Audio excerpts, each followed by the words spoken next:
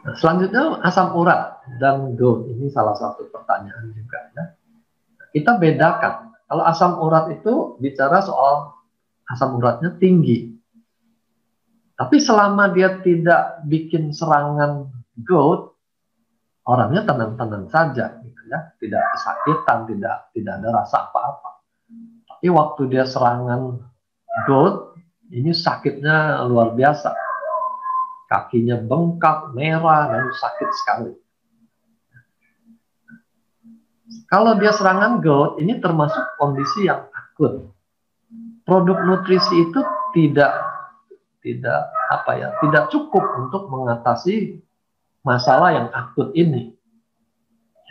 Nah, di sini obat-obat medis itu lebih unggul. Ya, bisa dengan cepat mengatasi nyeri, mengatasi peradangan, mengurangi bengkak, itu bisa dilakukan dengan cepat. Jadi, kalau saat serangan, andalkan obat-obat. Tapi kalau untuk jangka panjang, bagaimana menurunkan asam uratnya supaya tidak gampang-gampang serangan GORD itu, nah, di situ peranan nutrisi, ya, dalam hal ini nutraceutical ya, menjadi penting sekali. Asam urat tinggi mayoritas itu terkait karena fungsi ginjal yang menurun. Ya. Daya buang di ginjal itu berkurang. Makanya kalau di periksa lab, asam urat itu adanya di bagian pemeriksaan fungsi ginjal. 70% ini dibuang lewat ginjal. Jadi kalau ginjalnya menurun fungsinya, mulailah terjadi penumpukan asam urat di dalam darah. Asam urat yang tinggi ini akan menimbulkan endapan di saringan ginjal dan pelan-pelan akan merusak ginjal. Jadi ini lingkaran setan. Ginjal rusak bikin asam urat tinggi makin merusak ginjal. Ya. Nah, jadi disinilah jangan kita tenang-tenang kalau melihat asam urat tuh mulai naik. Ya. Jangan tunggu lewat batas baru kita heboh. Jangan. Apalagi tunggu serangan artritis baru heboh.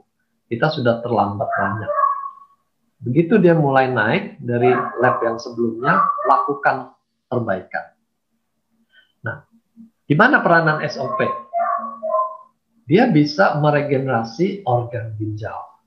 Dia bisa meregenerasi permukaan sendi yang rusak itu. Ya. Nah, tentu ya, kita harus perhatikan juga keparahannya.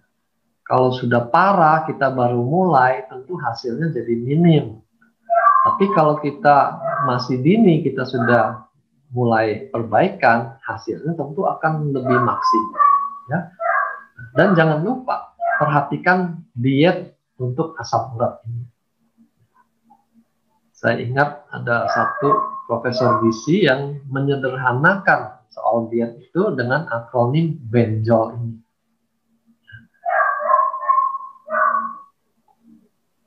Benjol singkatan dari bayam, emping, nangka, jeroan, otak, dan lemak-lemak. Ya. Jadi hindari sebisa mungkin konsumsi makanan itu. Dan satu lagi juga makan daging yang terlalu banyak. Jadi tidak lagi dia bisa makan steak 1 porsi. Karena nanti asam uratnya akan naik dengan cepat.